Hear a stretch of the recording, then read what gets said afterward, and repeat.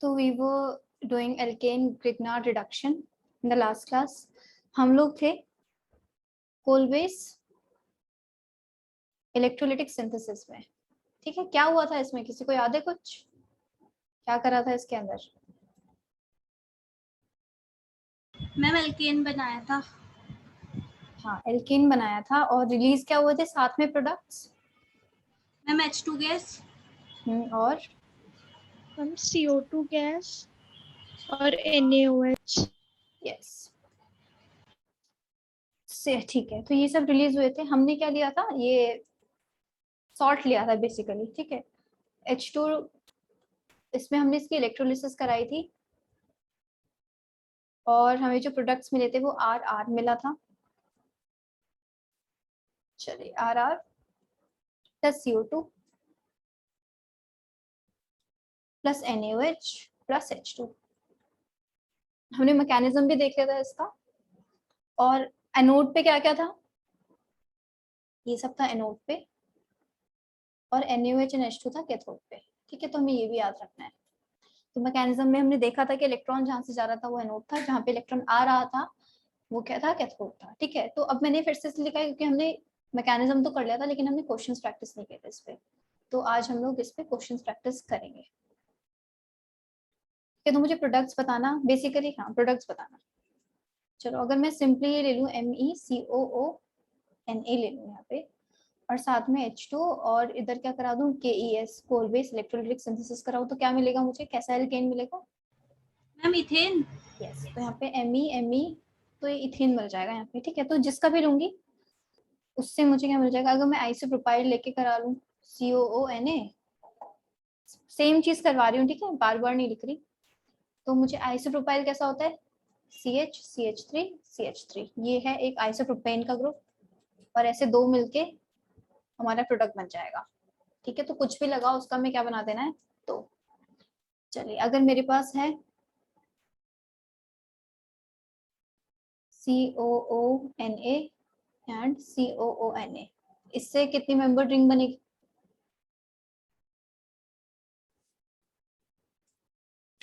Ma'am 6 member. हाँ, तो एक देख लेते हैं, काउंटिंग कर लेंगे ऐसे केस में, 3 4 5, 5 है कार्बन, तो 5 मेंबर रिंग बनेगी। ठीक है, काउंटिंग करके देख लिया करो, मतलब नंबरिंग कर लिया करो और उससे चेक कर लिया करो। तो COOK एंड COOK। ठीक है, यहाँ से क्या मिलेगा मुझे, एक बेंजीन रिंग तो एज इट इज, प्लस साथ में मैम एक 5 मेंबर। हाँ 5 मेंबर रिंग है फिर भी। ठीक है, इस कार्बन और इस कार्बन का बॉन्ड बन जाएगा तो 5 मेंबर रिंग मिल जाएगी। ठीक है, तो ये अभी तक एल्केन के सिंथेसिस में ही काम आ रही थी चीजें। हमने वुड से किया, हमने वुड्स फिटिक से किया, हमने फिटिक से किया, RR, और भी कहीं R, और एक R हम यहाँ से बना रहे हैं। ठीक है, और भी कहीं बनाया कि हमने RR बॉन्ड, हम ग्रिग्नार्ड रिएजेंट में। हाँ ग्रिग्नार्ड रिएजेंट से भी बनाए, गुड। Ma'am Franklin's reaction. हाँ फ्रैंकलैंड से भी किया था।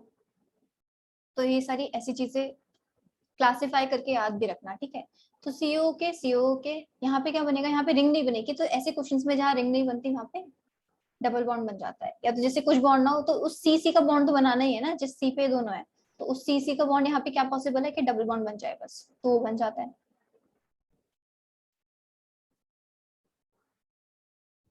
चलिए, तो सिमिलरली अगर मैं क्वेश्चन करूँ CH2 COOK और CH2 COOK, तो इसका मैं KES कराऊं तो यहाँ पे भी क्या मिल जाएगा, CH2 डबल बॉन्ड CH2। ठीक है, इन दो कार्बन का बॉन्ड बन जाएगा आपस में। चलिए, अगर मैं कराऊं CH, wait, C double bond C COOK and COOK, this is K H। ये कौन सा, किस एसिड का सॉल्ट है ये?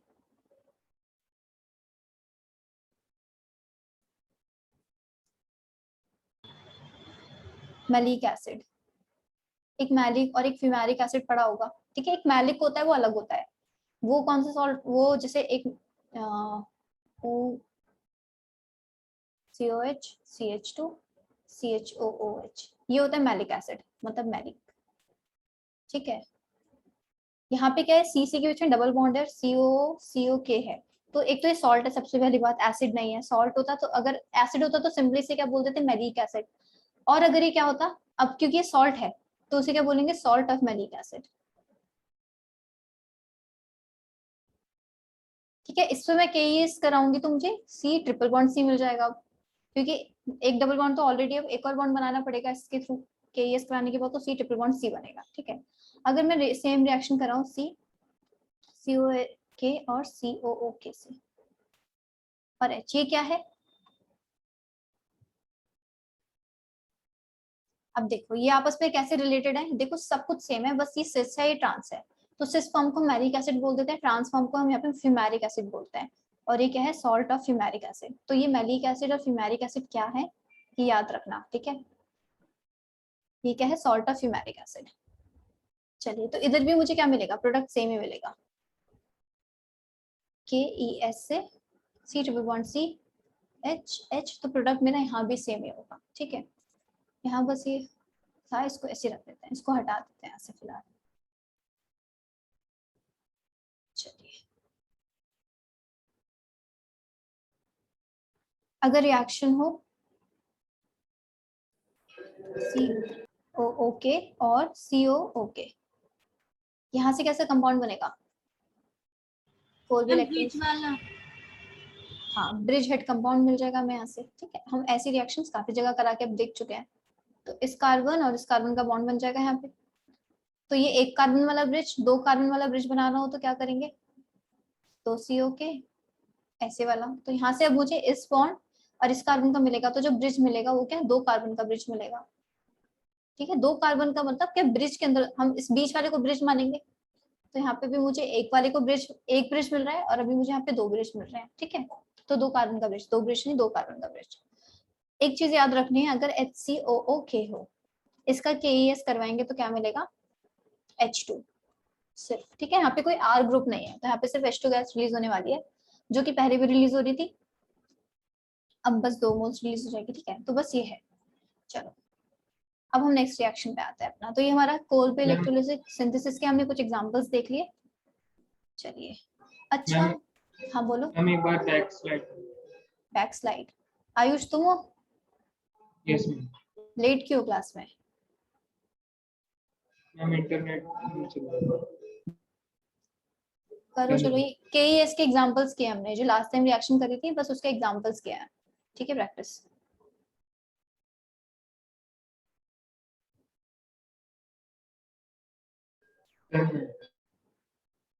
चलिए,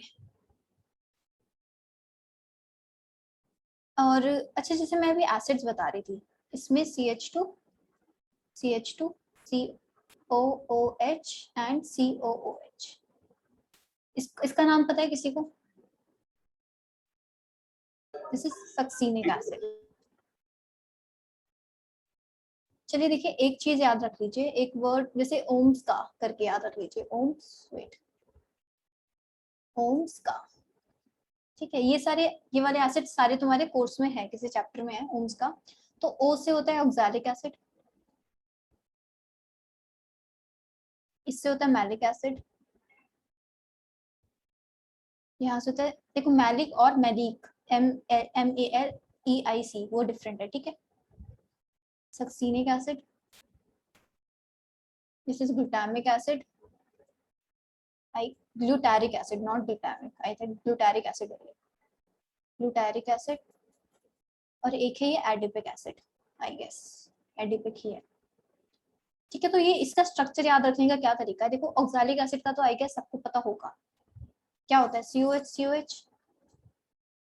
ठीक है, ऑक्सैलिक एसिड ये होता है, नहीं याद तो अब याद रख लो कि ऑक्सैलिक एसिड है, ये तो काफी जगह पे काम आएगा तुम्हारे। इसमें क्या, आप जैसे जैसे आगे जाओगे, जैसे जैसे यहाँ पे जाओगे, वैसे वैसे बीच में एक कार्बन आटम बढ़ा देना है, तो COH, CH2, COOH, ये क्या बन जाएगा, मैलिक एसिड। एक और कार्बन बढ़ा दूंगी तो क्या हो जाएगा, CH2 COOH CH2 COOH। ठीक है, यहाँ पे बना दूंगी एक और कार्बन तो कितना हो जाएगा, सक्सीनिक एसिड। एक और बढ़ा दूंगी इसके अंदर तो ग्लूटारिक एसिड, एक और बढ़ा दूंगी इसके अंदर तो एडिपिक एसिड। तो total number of carbon atoms oxalic acid में 2, इसमें कितने हैं total carbon atoms 3 total including carboxylic acid. ठीक है, इसमें कितने हैं टोटल 4, इसमें कितने हो जाएंगे टोटल 5 और इसमें कितने हो जाएंगे टोटल 6 कार्बन आइटम्स। ठीक है, तो ओम्स का करके याद रख सकते हो इन एसिड के नाम। और जो पीछे मैंने बताया मैलिक एसिड और फ्यूमेरिक एसिड है CH, उसमें बस सिस ट्रांस का फर्क है।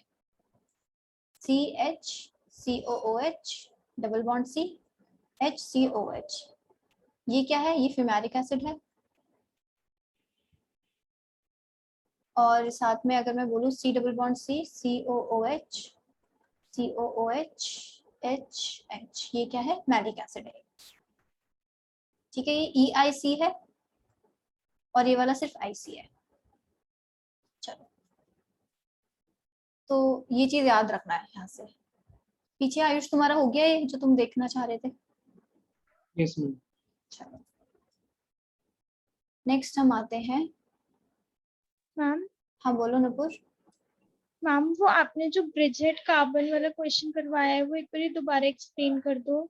ब्रिज हेड वाला क्वेश्चन जो करवाया, अच्छा ठीक है। देखो, पहले तो ये चीज याद रखो कि आर बॉन्ड बनेगा, मतलब आर जहाँ पे है उधर उधर बॉन्ड बन जाएगा। तो यहाँ पे हम 2 मॉलिक्यूल्स ले रहे थे। अगर सेम मॉलिक्यूल की बात करनी हो, अब देखो एक ये जो CO इस कार्बन पे लगा है और एक CA जो OO है ये इस कार्बन पे लगा है। ठीक है, तो बॉन्ड इस कार्बन का और इस कार्बन का बनेगा। तो अगर मैं इस कार्बन को यहाँ पे दिखाना चाहूँ तो ये बीच ये वाला कार्बन जो है, ये वाला कार्बन वो ये है और ये वाला कार्बन वो ये है। तो इसने थोड़ा ऊपर को आके मॉलिक्यूल के साथ ऐसे बॉन्ड बना लिया है, ये चीज ठीक है। यहाँ पे एक कार्बन ये है और मैं इसको अगर दूसरे कलर से दिखाना चाहूँ तो एक कार्बन ये है।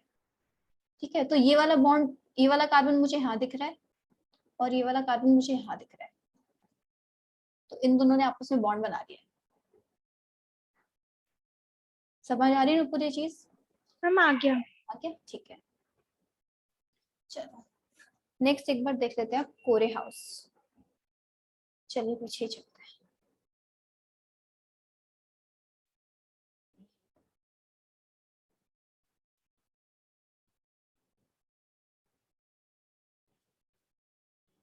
कोरे हाउस रिएक्शन एक और रिएक्शन हमारा RR ही बनाने के लिए। ठीक है, R मतलब बेसिकली CC बॉन्ड बनाने के लिए एक और रिएक्शन है। RX लिया, इसमें मैंने डाला लिथियम तो RLI बन जाएगा। ठीक है, इसमें मैंने डाला कॉपर सॉल्ट। तो कॉपर सॉल्ट जहां भी बन जाए ना, कॉपर सॉल्ट जैसे किसी ऑर्गेनोमेटालिक कंपाउंड कोई ऑलरेडी एग्जिस्ट करता है और उसमें मैंने कोई कॉपर सॉल्ट डाल दिया तो फाइनली क्या बनेगा, मेरा गिलमैन्स रिएजेंट ही बनेगा जो कॉपर वाला OGM कंपाउंड होता है। तो R2Cu नेगेटिव Li+। ठीक है, तो ये हमारा गिलमैन्स रिएजेंट है। ऐसी रिएक्शन पहले भी कहीं देखी होगी, किसी और OGM कंपाउंड से गिलमैन्स रिएजेंट बना था, कहाँ बना था?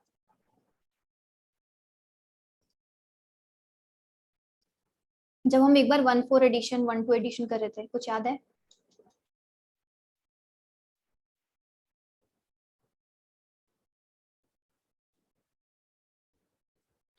हमने ग्रिग्नार्ड रिएजेंट लिया था और हमने बोला था कभी भी ग्रिग्नार्ड रिएजेंट के साथ कॉपर सॉल्ट डालाओ तो वो गिलमैन्स रिएजेंट बन जाता है।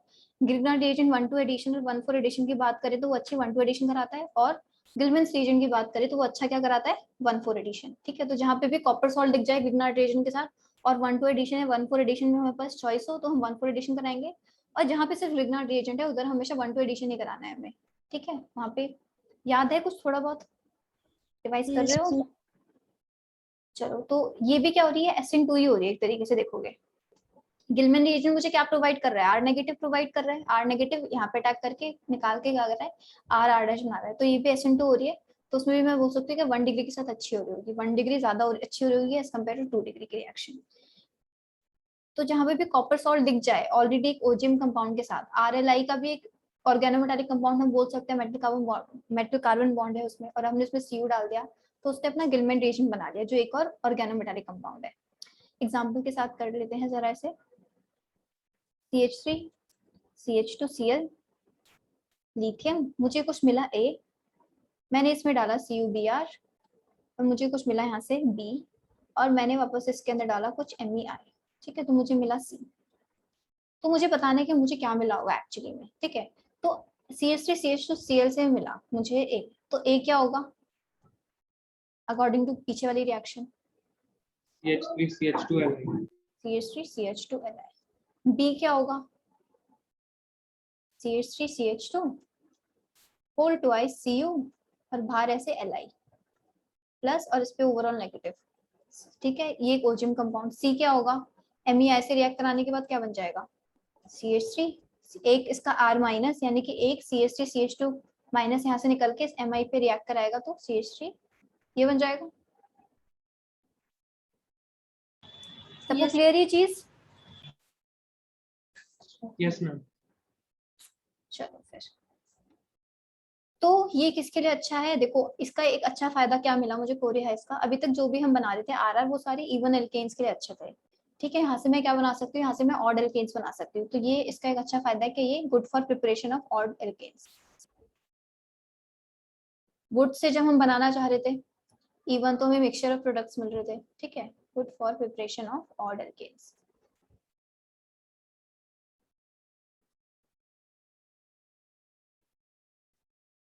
अगर CH3Cl लिया है, फर्स्ट स्टेप पे Li डाला, सेकंड स्टेप पे क्या डाल दिया? CuBr डाल दिया, तो यानी कि एंड CuBr डल गया, दिख गया है, तो यानी कि फाइनली गिलमेन सी बन रहा होगा। और क्या डाल दिया? CH3I डाल दिया, ठीक है। तो क्या मिल जाएगा मुझे? CH3CH3 मिल जाएगा। प्रोडक्ट फाइनली इस R और इस R का ही बन रहा है, बीच में कुछ भी हो रहा है, प्रोडक्ट तो इन्हीं R का ही बनना है। किसी को डाउट हो तो पूछ लो। CH3 CH2Cl और हमने 1 2 3 एकदम एज इट इज डाला है, जो भी ऊपर वाली रिएक्शन में डाला है, तो प्रोडक्ट ये मिल जाएगा CH3 CH2 CH3 CH3 आया, CH3 CH2 का बॉन्ड। चलिए अब मैंने थर्ड में डाला है, एक ये लिया है, और 1 2 तो सेम चीजें हैं। थर्ड में आई हैव पुट ये, तो अब प्रोडक्ट क्या बनेगा बताओ?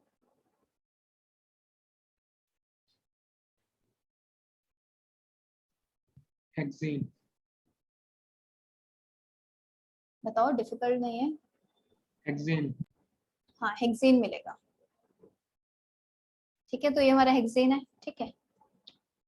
4 Cl 1 2 3, यहाँ से क्या मिल जाएगा? कुछ सब्स्टिट्यूटेड टाइप मिलेगा, अब ऐसा कुछ प्रोडक्ट मिल जाएगा, ठीक है। ये इसका स्ट्रेट पार्ट और ये ब्रांच वाला आइसोप्रोपाइल ग्रुप मिलके मुझे ये दे देंगे यार। आई होप इसमें दिक्कत नहीं होगी किसी को है तो पूछ लो।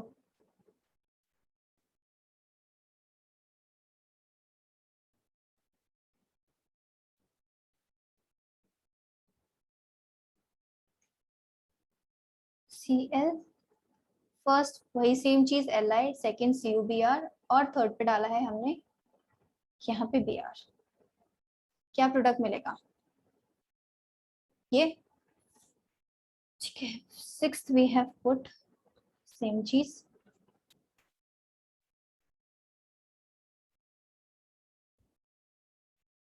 Cl, ये मिल जाएगा। चलिए ठीक है, एक क्वेश्चन यहाँ पे देखते हैं। क्वेश्चन है Rx है, इसमें डाला है Li, इसमें डाला है COX सेकंड पे, और third we have put R-X, और जो आंसर मिला है वो है ये मिला है, ठीक है। अब मुझे बताना है क्या R- मतलब Rx और R-X क्या क्या हो सकते हैं? क्या मैं कॉम्बिनेशंस क्या लूँ इसे बनाने के लिए? Methyl, propyl. एक इथाइल ले लूँ, इथाइल X, और एक, अगर एक इथाइल लिया मतलब Rx मान Ethyl. लो मैंने ये ले लिया, तो R-X क्या लेना पड़ेगा? Ethyl. वो भी इथाइल ही लेना पड़ेगा। और कोई कॉम्बिनेशन पॉसिबल है? Methyl, propyl. Ma'am propyl methyl. हाँ, प्रोपाइल और एक मिथाइल, मतलब ये डायरेक्टली ऐसे लिख दो CH3X। बस इन्हीं दो कॉम्बिनेशन से बन सकता है, और कोई कॉम्बिनेशन नहीं पॉसिबल है, ठीक है। ऐसे ही अगर मुझे क्या बनाना हो, सेम चीज है Rx और वही सब कुछ सेम डाला है मैंने, और मुझे मिला है ये, इसके लिए क्या क्या पॉसिबल है कॉम्बिनेशंस?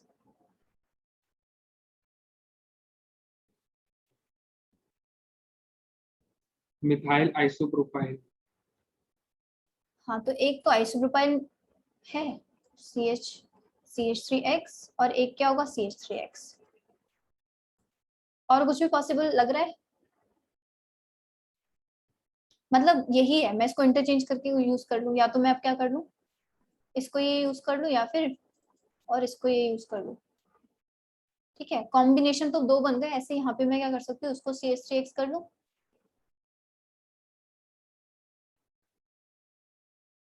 और इसको क्या बोल दूँ, इसको ये कर दूँ। ठीक है, तो कॉम्बिनेशन टोटल यहाँ पे 3 हो गए, यहाँ पे टोटल कॉम्बिनेशन 2 हो गए। ठीक है, तो ऐसे भी कंफ्यूज हो सकता है क्वेश्चन में। ठीक है, तो इस चीज का हमें ध्यान देना पड़ेगा।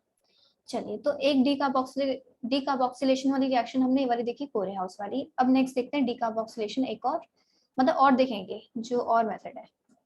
2 मेथड्स और हैं और इम्पोर्टेंट हैं ये दोनों, तो अच्छे से करेंगे इनको हम डीकार्बोक्सिलेशन के अंदर ही पढ़ेंगे। और ये है डीकार्बोक्सिलेशन में एक चीज होती है कि CO2 निकलता है, जो कि अभी पीछे भी निकला, हमने देखा। ठीक है, यहाँ पे भी अब इसको एक तरीका है हमारा करने का, यूजिंग सोडा लाइम से हम करते हैं। From soda lime, soda lime क्या होता है, कैल्शियम ऑक्साइड प्लस NaOH। और सेकंड क्या है, क्या हम हीटिंग से करते हैं, हीटिंग से भी हम COOH निकलवा सकते हैं। देखो डीकार्बोक्सिलेशन दिख रहा है ना, तो यानी कि COH ग्रुप होगा कहीं ना कहीं और वो निकल रहा होगा COH। ठीक है, तो ये 2 मेथड से हम बारी बारी से देखते हैं दोनों में। पहला देख लेते हैं, फर्स्ट फ्रॉम सोडा लाइम।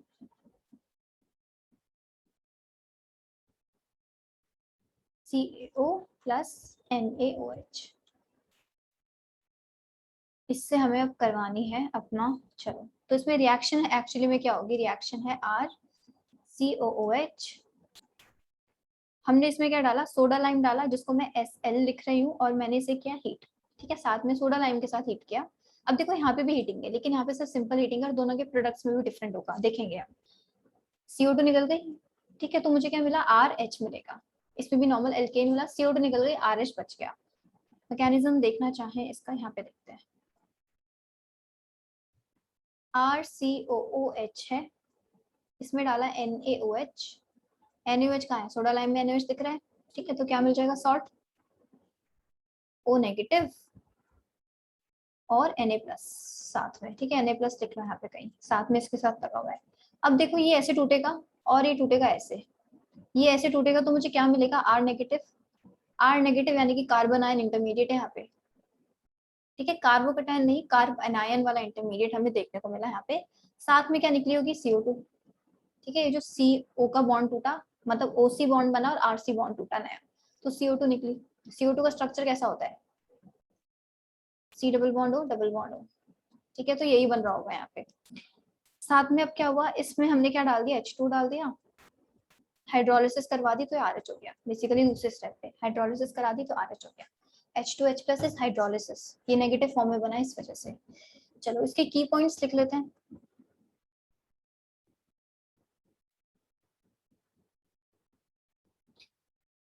तो रिएजेंट तो सोडा लाइम है, ठीक है, इसका इंटरमीडिएट क्या है, कार्बन आयन। ठीक है, कार्बन आयन इंटरमीडिएट बनता है। अब क्योंकि कार्बन आयन इंटरमीडिएट है, तो इन presence of electron withdrawing group, rate क्या होगा, इंक्रीज होगा डिक्रीज होगा, इंक्रीज। इंक्रीज हो जाएगा, क्योंकि electron withdrawing groups carbon ion को स्टेबलाइज करेंगे। Ma'am increase. हाँ हाँ, इंक्रीज को। चलिए, तो की पॉइंट्स बस इतने ही है, इसके एग्जांपल्स देख लेते हैं। MECOOH लिया, तो सिंपल ये सारा चीजें डाली और इसमें हमें क्या मिल जाएगा, CH4 मिल जाएगा। ठीक है, क्योंकि Me और ये H मिला के CH4 बना लेंगे। CH3 CH2 COOH डाला, तो CO2 निकल जाएगी और क्या मिलेगा, CH3 CH2 CH3 CH3 मिल जाएगा। COOH सेम चीज है, सोडा लाइम वगैरह, और मिल जाएगा प्रोपेन, हमें N प्रोपेन मिल जाएगा। साथ में CO2 हर जगह रिलीज हो ही रही है।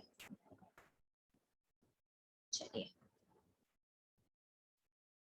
ठीक है, कोरे हाउस में भी हुई CO2 रिलीज, यहाँ पे भी हो रही है CO2 रिलीज, और आगे होगा रिएक्शन करेंगे। मतलब कोरे हाउस में नहीं, उसमें कोलबे इलेक्ट्रोलाइटिक सिंथेसिस में। चलिए एक रिएक्शन है मेरे पास CH3 C double bond O OD, इसमें डाला ये और हीट किया, और दूसरे स्टेप पे जो हाइड्रोलिसिस कराते हैं वो भी क्या करी, D2O की प्रेजेंस में करी, तो क्या मिलेगा CH3D, ये वाला प्रोडक्ट मिलेगा, क्योंकि जो H आ रहा है वो कहाँ से आ रहा है, आ तो यहीं से रहा है वैसे तो, ठीक है, मतलब यहाँ से नहीं आ रहा, हाइड्रोलिसिस से आ रहा है, तो हाइड्रोलिसिस में D2 डाला तो CH3D हुआ, CH3 CH। अब ऐसे वाले क्वेश्चंस पे ज्यादा ध्यान देना जो अब करा रही हूँ, 2 COH है इसमें, मैंने क्या डाला, सेम चीज नहीं, सोडा लाइम हीट कर लो और वाटर डाला होगा हाइड्रोलिसिस के लिए, ठीक है। तो अब ये तो स्पेशल केस था इसलिए मैंने यहाँ पे मेंशन कर दिया, वरना नॉर्मल हाइड्रोलिसिस ही लेके चलेंगे, मेंशन नहीं किया तब भी।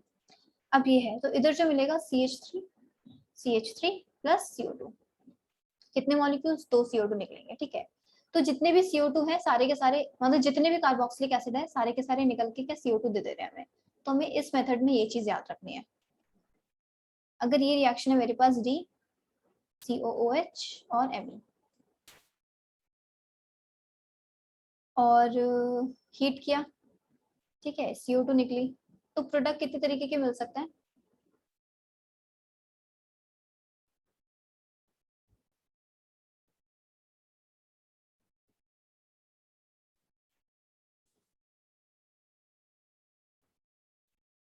दोनों मिल सकते हैं, क्योंकि कार्बन आयन बना है यहाँ पे, ठीक है, कार्बन आयन बना है, बेसिकली H अब कहीं पे भी लग सकता है, मतलब उसमें पूरी रोटेशन तो पॉसिबल है ही। नेक्स्ट देखते हैं COOH, निकल जाएगा, ये क्या मिल जाएगा मुझे, Cl डाल दिया, ये डाल दिया, क्या मिल जाएगा, ये मिल जाएगा। PHCOOH डाल दिया, क्या मिल जाएगा यहाँ से, बेंजीन। तो नॉर्मल एल्केन बनाते ना बस रिएक्शन से, और कुछ नहीं, और जितने भी CO2 मिले उतने सारे के सारे निकाल देने हैं। अगर ये है COOH और COOH, यहाँ से क्या मिल जाएगा, मैम बेंजीन। सिंपली मिल जाएगा,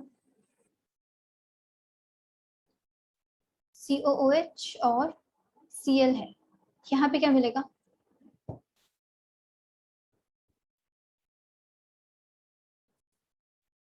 मैम 5 मेंबर ड्रिंक। हाँ 5 मेंबर ड्रिंक बनेगी, कैसे, देखो ये वाला क्या कन्वर्ट हो रहा होगा, मतलब Sl हीट तो किया हुआ है, जैसे मेरा जो कार्बन आयन इंटरमीडिएट बनता है, ठीक है, तो मैं इसे इंटरमीडिएट के फॉर्म में बना देती हूँ, मेरा नेगेटिव आएगा यहाँ पे और यहाँ पे Cl है, ठीक है। अब क्या है, नेगेटिव है, ये न्यूक्लियोफाइल की तरह काम कर सकता है ना, यानी कि इंट्रामोलिकुलर न्यूक्लियोफाइल की तरह काम कर जाएगा, तो ये नेगेटिव इस पर अटैक करेगा और ये Cl बॉन्ड तोड़ देगा, तो 5 मेंबर रिंग मिल जाएगी मुझे, ठीक है। Cl लिविंग ग्रुप पे निकल जाएगा, कार्बन आयन बना और ऐसे निकाल देगा सिंपली। तो ऐसी रिएक्शन से पॉसिबल है, 2 रिएक्शंस को मर्ज कर दिया, SN2 को और डीकार्बोक्सिलेशन को। चलिए नेक्स्ट,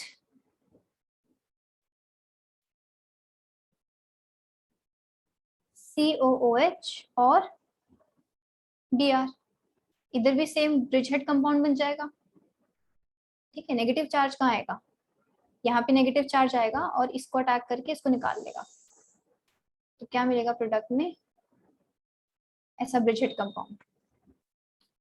अगर मेरे पास हो CH CH COOH COOH COOH COOH, product क्या मिलेगा, CH3 सारे के सारे COH निकल जाएंगे। इस मेथड की ये चीज याद रखने के, सारे COH निकल जाएंगे, क्योंकि नेक्स्ट मेथड को हम इसी बेसिस पे हम डिफरेंशिएट करेंगे। चलिए मेरे पास है CH2, F लगा इस पे, और है CHOOH, ठीक है, Cl डाला है, हीट किया है, और मान लो उसका रेट है ये, और मुझे प्रोडक्ट क्या मिलेगा, FCH3,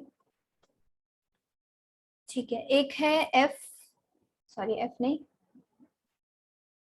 NO2 CH2 COOH Sl heat, इसका रेट है R2, और यहाँ से क्या मिलेगा, NO2 CH3, और एक सिंपली रिएक्शन है CH3 COOH, सेम चीज आ रही है बस R3 है, तो यहाँ से क्या मिल जाएगा, CH4। मुझे रेट का ऑर्डर बता दो जरा जल्दी से,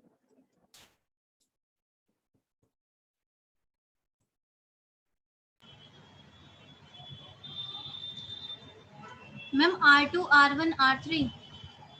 R2 सबसे ज्यादा होगा, R1 से, फिर R3 से, ठीक है, सबसे ज्यादा इलेक्ट्रॉन विड्रॉइंग ग्रुप कौन सा है, NO2, उसके बाद फिर F आता है, और फिर CH3 पे तो कोई इलेक्ट्रॉन विड्रॉइंग ग्रुप है ही नहीं। तो जैसे इलेक्ट्रॉन विड्रॉइंग इंक्रीज हो रहा था, इलेक्ट्रॉन विड्रॉइंग स्ट्रेंथ इंक्रीज होगी, वैसे वैसे रेट भी क्या होगा, इंक्रीज होगा। चलिए, इस पे COH है, यहाँ पे NO2 है, NO2 है, NO2 है, और सेम सोडा लाइम और ये डाला है, तो COH निकल जाएगा, NO2 पे कुछ असर नहीं पड़ेगा, NO2 हमारे ऐसे ही पड़े रहेंगे यहाँ पे। चलिए, अब हम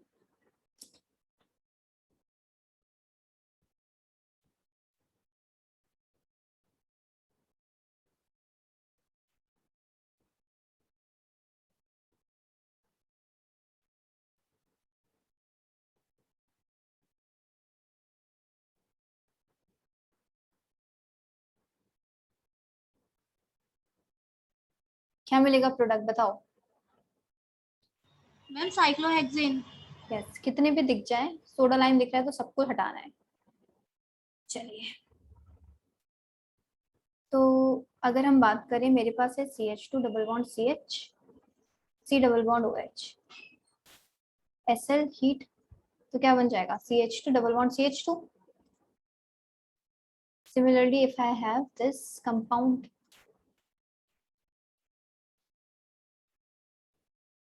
क्या बन जाएगा यहाँ से बताओ। Ma'am ethyne. इथाइल नहीं बनेगा, मैम एसिटिलीन, इथाइलीन। ये H इस C से बनाने का, रिड्यूस थोड़ी कर रहा है, सोडा लाइम रिड्यूसिंग एजेंट थोड़ी है क्या, इसको इथाइल बना दे। ये डबल बॉन्ड था, ये डबल बॉन्ड ही रहा, कैसे देख सकते हो, ये बेंजीन पे भी तो सेम ही चीज हुई ना, बेंजीन पे तो sp2 कार्बन है, क्या हुआ, H ही तो बस आ गया, इधर आके H लग गया, और तो कुछ चेंजेस नहीं हुए। तो सेम अगर मैं ऐसे इथाइल पे कराऊं या ऐसे, सॉरी हाँ, इथाइल पे कराऊं और इस ट्रिपल बॉन्ड पे कराऊं, तो क्या तब भी वो ट्रिपल बॉन्ड डबल बॉन्ड पे कुछ असर नहीं रहेगा, CO निकल जाएगा CO2 की फॉर्म में, और बस H किससे आ जाएगा, HC, मतलब H हमारा एल्केन बन जाएगा। यहाँ पे एल्कीन है तो एल्कीन बन जाएगा, यहाँ पे एल्काइन है तो नॉर्मल एल्काइन बन जाएगा, जैसा था, COH निकल जाएगा। ठीक है, कुछ हमारे डबल बॉन्ड सिंगल बॉन्ड पे कोई असर नहीं पड़ने वाला, बेंजीन पे भी तो कोई असर नहीं पड़ा ना किसी चीज का, बस COH निकल गया। चलो एक क्वेश्चन देखते हैं, RCOOH, सोडा लाइम है, हीट डाला है और प्रोडक्ट मिला है ये, तो हमें बताना है इसके कितने स्ट्रक्चर पॉसिबल है, कि क्या क्या पॉसिबिलिटी है इनकी, क्या क्या हो सकता है। R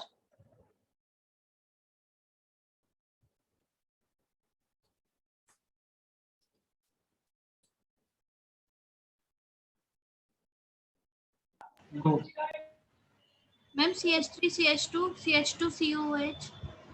CH3 CH2 CH2 COH, 4 carbon हो जाएंगे फिर। ओके ठीक है, तो CH3 प्रोपोनिक एसिड और आइसोप्रोपेनिक एसिड। एक ऐसा प्रोपेनोइक एसिड और एक ये वाला, बस ये दो पॉसिबल है, और तो कोई नहीं पॉसिबल। No ma'am. चलिए, तो फिर अब बताइए, अगर है मेरे पास क्या RCOH है और इसमें SL डाला है और हीट डाला है और मिला है ये, तो अब क्या क्या पॉसिबल है, स्ट्रक्चर्स बताओ कितने पॉसिबल है।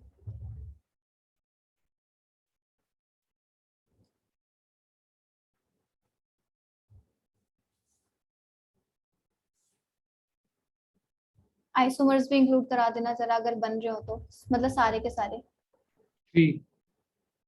ऑल आइसोमर्स इंक्लूडेड, 3 आ रहे हैं। Yes ma'am. ओके चलिए, एक तो ये हो गया, ठीक है, एक क्या पॉसिबल है, क्या यहाँ पे लग जाए, और ये क्या कायरल है, तो प्लस माइनस इसके, और इनके अलावा और कोई पॉसिबल नहीं है, फिर वो सेम आ जाएंगे। ठीक है, यहाँ पे लगाएंगे तो वो इसके जैसा ही होगा, और वो तो सेम है, तो टोटल कितने पॉसिबल है, 3, तो यस 3 है, गुड। ठीक है, चलो एक और देखो, RCOOH है और हमने क्या डाला इसमें, ये, अब बताने इसके स्ट्रक्चर कितने होंगे, इंक्लूडिंग सारे बता सकते हो तो बताओ, मतलब हाँ सारे ही बताओ।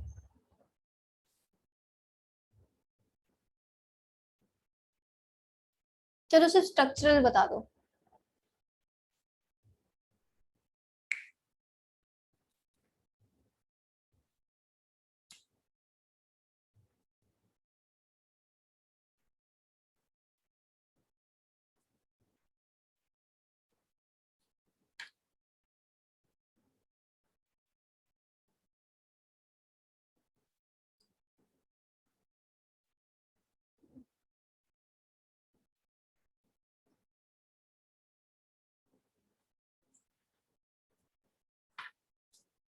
इतना टाइम क्यों लग रहा है?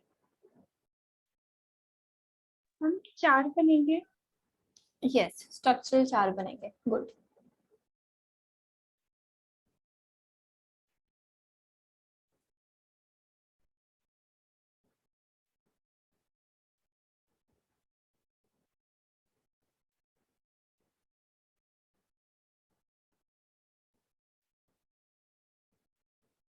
ये 4 तो सबके बन जाने चाहिए थे। स्ट्रक्चरल स्ट्रक्चरल में तो डाउट नहीं होना चाहिए किसी को।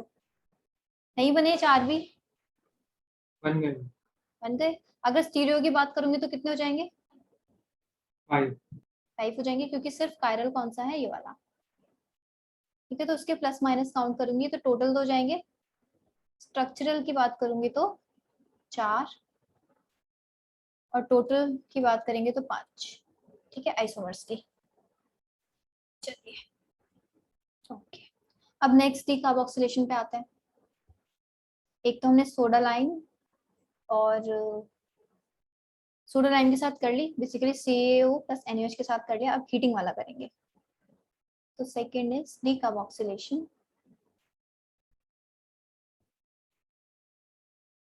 By heating.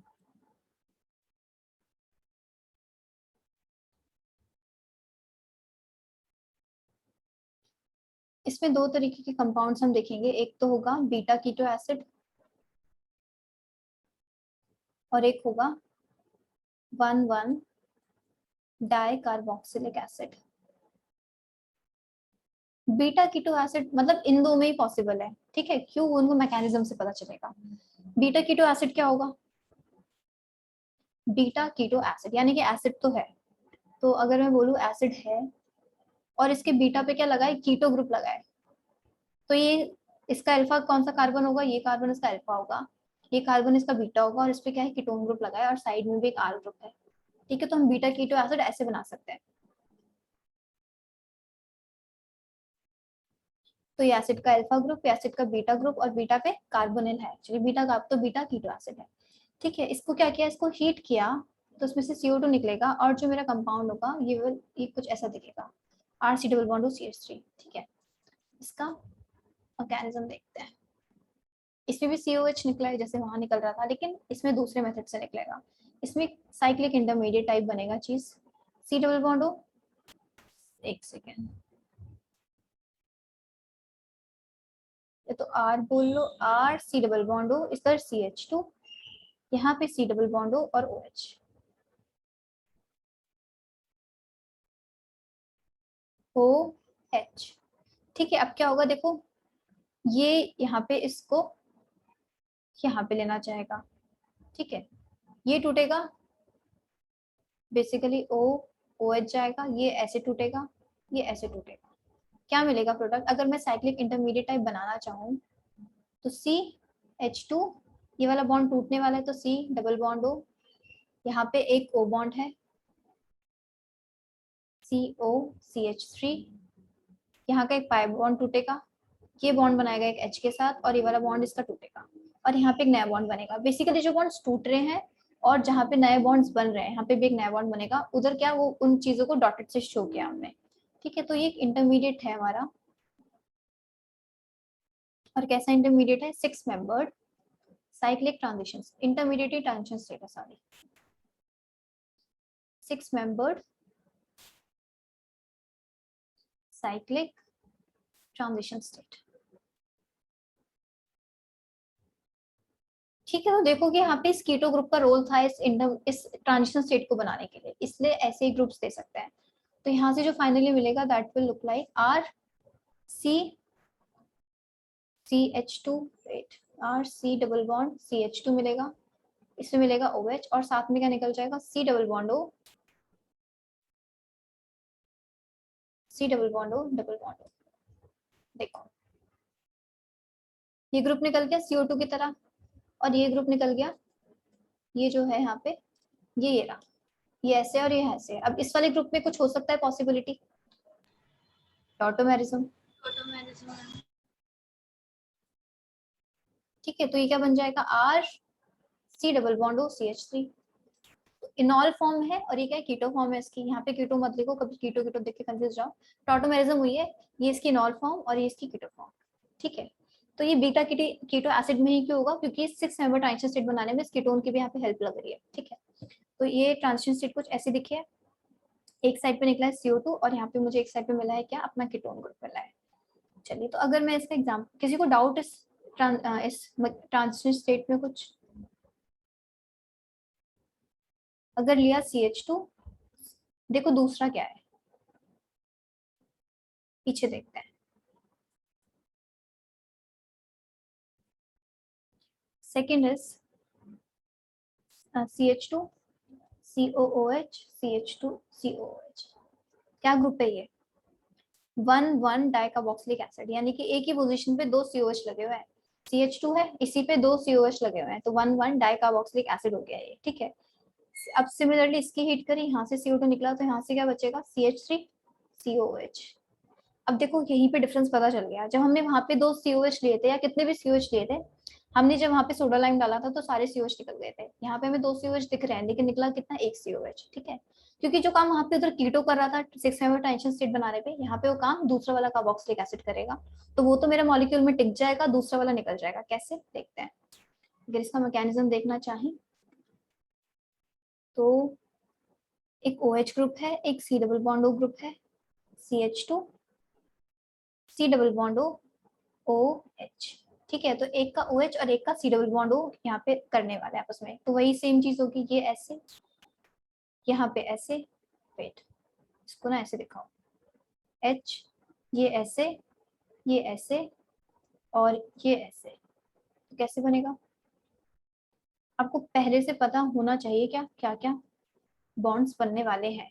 इसका बॉन्ड टूट रहा है, इसका बॉन्ड बन रहा है, इस H और O का बॉन्ड टूट रहा है, C डबल बॉन्ड O, इसका बॉन्ड बनेगा और इसका बॉन्ड टूटेगा, और ये क्या है OH, और ये भी क्या है हमारी, जैसी ट्रांजिशन स्टेट वहां बनी थी वैसी ट्रांजिशन स्टेट यहाँ पे बनी है, 6 मेंबर्ड साइक्लिक ट्रांजिशन स्टेट। ठीक है, यहाँ पे डायरेक्टली अब क्या प्रोडक्ट मिलेगा, यहाँ से C double bond CH2 OH OH और साथ में CO2 तो मिला। कहाँ से निकला है ये CO2 निकला है यहाँ से, और आधा ये हिस्सा ये वाला इसका निकला है। यहाँ पे भी टॉटोमेरिज्म होगी ही। ठीक है, क्या बन जाएगा, CH3 C double bond O OH, तो फाइनली प्रोडक्ट एक एसिटिक एसिड मिलेगा और CO2 निकलेगा।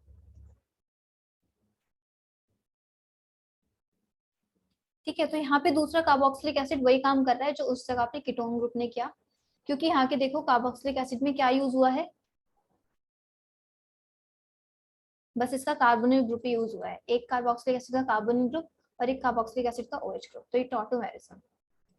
ठीक है, टॉटोमेरिज्म हुई है यहाँ पे, तो फाइनल प्रोडक्ट ये मिल गया। तो अब अगर क्वेश्चंस देखेंगे हम इस पे, अब ये जो काम हमने किससे कराया, एक बार कीटोन ग्रुप से कराया, एक बार कार्बोक्सिलिक एसिड से कराया, और भी ग्रुप्स कर सकते हैं। जैसे कि अगर मान लो X इस फॉर्म में हो, मेरा जो ग्रुप है वो है CH2 COH। ठीक है, एक बार यहाँ पे हमने कीटोन लगा दिया, एक बार यहाँ पे हमने एसिड का कार्बोनिल ग्रुप लगा दिया, जैसे एसिड का कार्बोनिल ग्रुप है यहाँ पे। ठीक है, इसकी जगह और भी कोई ऐसे ग्रुप्स हो जिनमें ऐसे डबल बॉन्ड वगैरह हो, वो करवा सकते हैं। कैसे कैसे काम, एग्जाम्पल C डबल बॉन्ड हो, वो तो करवा ही रहा है। ठीक है, CH डबल बॉन्ड हो, अभी क्या था कीटोन था यहाँ पे एल्डिहाइड ले लेंगे तो वो भी तो सेम काम कराएगा, तो ये CH डबल बॉन्ड O भी एल्डिहाइड ग्रुप भी करा सकता है, C डबल बॉन्ड C भी करा सकता है, C डबल बॉन्ड C लेंगे वो भी करा सकता है, C डबल बॉन्ड C में भी हो सकता है बॉन्ड। ठीक है, C ट्रिपल बॉन्ड N लेंगे वो भी करा देगा, N डबल बॉन्ड O लेंगे वो भी करा देगा। तो बेसिकली इतने सारे प्रोडक्ट्स जो है करा सकते हैं, इनके अलावा जो हमने देखे हैं। अब स्ट्रेट अवे एग्जांपल्स पे आते हैं। अगर मेरे पास हो CH3 C double bond O CH2 COONA, Na नहीं H, और इसमें मैंने क्या हीट किया, तो क्या मिलेगा, CH3 C double bond O CH3। ठीक है, ये रिएक्शन तो हमने स्टार्टिंग में ही देखी। CH3 CH2 C double bond O CH2 COH, क्या मिलेगा प्रोडक्ट?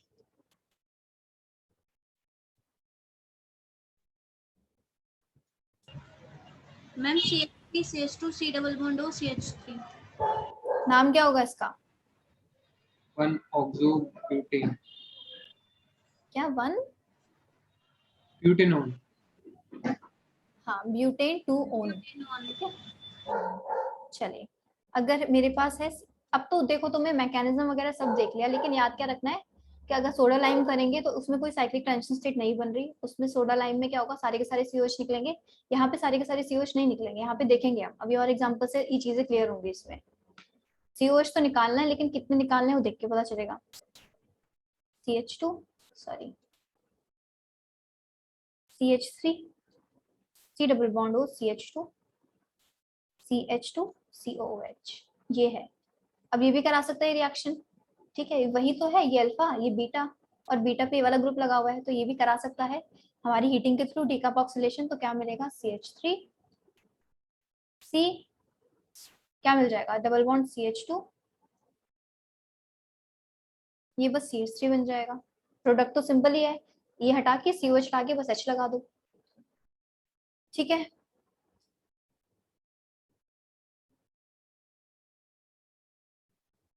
चलिए C triple bond N CH2 COH, क्या मिल जाएगा प्रोडक्ट यहाँ से? इजी है, बताओ जल्दी से। Ma'am C triple bond N CH3। हाँ, तो मिथाइल साइनाइड कह सकते हैं इसको हम, ठीक है। वैसे तो ये रिप्रेजेंटेशन गलत है, क्योंकि जहाँ पे भी ट्रिपल बॉन्ड होगा वो लीनियर होगा। ये एक्चुअली में कैसे होगा, C triple bond N CH3 ऐसे लिखना चाहिए, ठीक है। बात कर लेते हैं जरा, pH है, D है, COOH है, और C double bond O CH3 है। यहाँ पे हीट किया हमने CO2, तो क्या मिलेगा?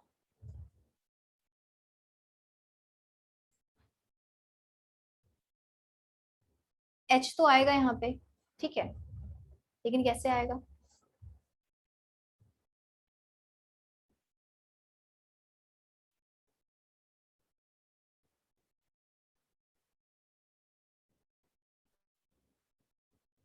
अब देखो, एक ये मिलेगा और साथ में क्या मिल सकता है, H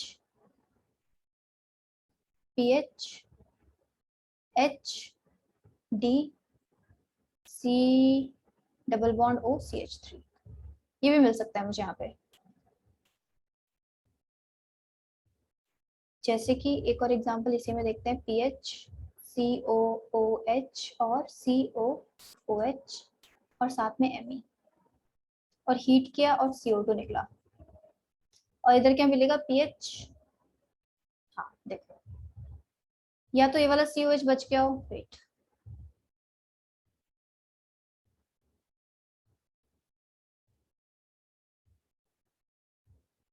इस एग्जांपल पे ध्यान देना। अब देखो, या तो ये वाला COH भी जा सकता है, ये वाला COH भी जा सकता है, तो H COOH Me, एक बार ये वाला गया तो ये बना, और एक बार ये वाला गया तो ये बना, COOH H Me, ठीक है। तो इस वजह से मुझे यहाँ पे क्या मिला, रेसिनिक मिक्सचर मिला। चलिए यहाँ पे भी C डबल बॉन्ड हो इस वाले COH के साथ भी जाएगा, मतलब बेसिकली इस वाले COH के साथ ही जाएगा, लेकिन जो H आएगा वो आ जाएगा कहीं पे भी, मेरे ख्याल से तो यही होगा।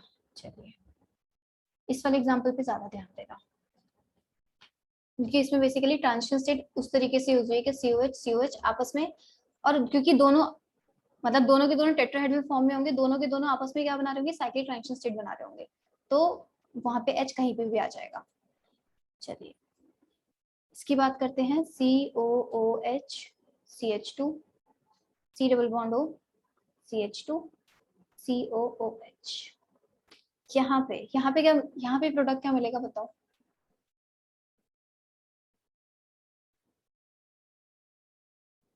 यहाँ पे दोनों COH जाएंगे या नहीं जाएंगे? मैम एक जाएगा। ध्यान से देखो जरा इस क्वेश्चन को, वैसे बेसिकली ये वाले क्वेश्चन है जो पार्ट के इंपॉर्टेंट है, ध्यान से देखो। दो COH कब नहीं जा रहे थे साथ में, जब वो दोनों एक कार्बन पे लगे थे, 1,1 डाइकार्बोक्सिलिक एसिड। अब ये दोनों COH एक कार्बन पे लगे हुए हैं क्या? No ma'am. तो जा सकते नहीं जा सकते? मैम जा सकते हैं। ठीक है, मान लो ये वाला पार्ट नहीं होता है, आप इसकी जगह CH3 होता है, ठीक है, उसको इस वाले पार्ट को क्या पता, तो क्या बन जाता? फाइनल प्रोडक्ट नहीं बना रही मैं, जैसे क्या बना रही हूँ, CH2 डबल बॉन्ड, यहाँ पे तो CH3 बन जाता। Yes ma'am. एक second, CH2 C double bond हो, इधर मैंने CH3 बना दिया और यहाँ पे क्या बनाया, COOH। ठीक है, अब यहाँ पे क्या होगा, मतलब इसके आगे क्या होगा, अब ये वाली रिएक्शन अब इसके साथ भी तो सकती है ना, इस COH के लिए अल्फा, ये बीटा, सेम रिएक्शन फिर से रिपीट होगी तो क्या मिल जाएगा, CH3 C डबल बॉन्ड हो CH3। ठीक है, वो जो साइक्लिक ट्रांजिशन स्टेट वाला काम है, वो काम कौन कर रहा है यहाँ पे, कीटोन ग्रुप। ठीक है, तो कार्बोक्सिलिक एसिड्स को अब क्या लेना, कार्बोक्सिलिक एसिड्स कब काम करवा रहे हैं वो वाला, जब वो दोनों एक ही कार्बन में प्रेजेंट है। ठीक है, जैसे कि यहाँ पे एक कार्बन में प्रेजेंट था, यहाँ पे एक कार्बन में प्रेजेंट नहीं है, कार्बोक्सिलिक एसिड अलग अलग है, और कीटोन ग्रुप दोनों के साथ साइक्लिक मेंबर ट्रांजिशन स्टेट बना सकता है, तो एक बार इसके साथ बनाएगा, एक बार फिर इसके साथ भी बना लेगा, तो फाइनल प्रोडक्ट जो मिलेगा मुझे यही मिलेगा। ठीक है, तो ज्यादा COH कब जाएंगे हमें, ये इस चीज पे ध्यान देना है, और कब एक जाएगा इस चीज पे भी। चलिए, अगर है C डबल बॉन्ड हो CH COOH COOH CH COOH और COOH, यहाँ से कितने COH जाएंगे बताओ?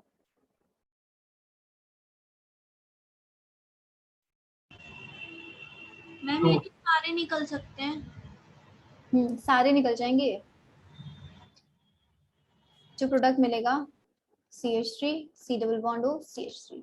अब देखो यहाँ पे 1,1 डाइकार्बोक्सिलिक एसिड तो तुम्हें दिख रहा है, ठीक है, शायद उसे देख के तुमने बोल दिया हो कि दोनों में से एक एक जाएगा, लेकिन जो मान लो 1,1 डाइकार्बोक्सिलिक एसिड से पहले यहाँ से एक एक निकल गया, अब एक एक बचा, अब उन एक एक के लिए यहाँ पे कीटोन भी तो है ना, फिर कौन सी रिएक्शन हो जाएगी, फिर ये वाला कंपाउंड बन जाएगा हमारा, फिर इसमें फिर ये वाला हो जाएगा, तो फाइनल क्या मिलेगा, यही तो मिलेगा।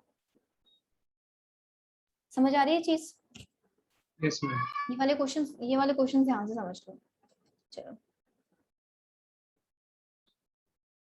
C double bond OH C double bond OH C double bond OH C double bond OH, यहाँ पे कितने जाएंगे बताओ? मैम यहाँ पे भी सारे 4। हाँ, यहाँ पे भी 4 जाएंगे, तो यहाँ पे भी सारे के सारे चले जाएंगे।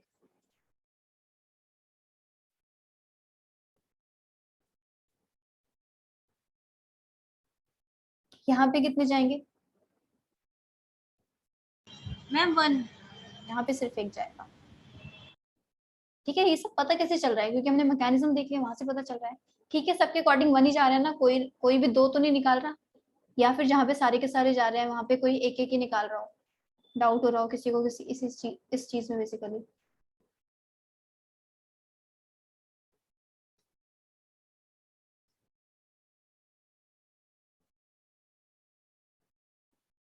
COOH COOH COOH और COOH, बताओ यहाँ पे कितने मोल्स ऑफ CO2 निकलेंगे, how many moles of CO2?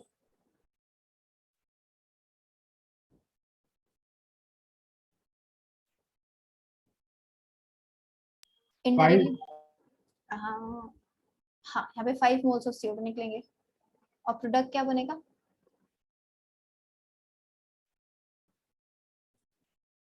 ठीक है, इनके लिए तो इन चारों के पास क्या है, कीटोनिक ग्रुप है करने के लिए वाली रिएक्शन, तो सारे के सारे करके निकल जाएंगे अपने बारी बारी से। इनके पास कीटोनिक ग्रुप नहीं है, दोनों के पास एक दूसरे का सहारा है, तो कोई एक ही कुर्बानी देगा, जो रह जाएगा एक फ्री होके निकल जाएगा। समझ आ रहा है? जब किसी के पास कीटोनिक ग्रुप है तो तब सारे के सारे फ्री है निकलने के लिए, लेकिन जब 2 कार्बोक्सिलिक एसिड साथ में है तो किसी ना किसी को तो कुर्बानी देनी पड़ेगी, क्या जो मॉलिक्यूल के अंदर रह के फंसा रहा है, और किसी एक को फ्रीडम मिल जाएगी, वो निकल जाएगा। ठीक है, जब भी कीटोनिक ग्रुप दिख जाता है तो कीटोनिक ग्रुप है कुर्बानी देने वाला, CO सारे के सारे निकल जाएंगे, लेकिन जब कीटोनिक ग्रुप नहीं है तब COH को डिसाइड करना पड़ेगा आपस में कि कौन निकले कौन रहे। चलिए, अगर हो ग्रुप COOD है, इसका हीट किया तो क्या बनेगा?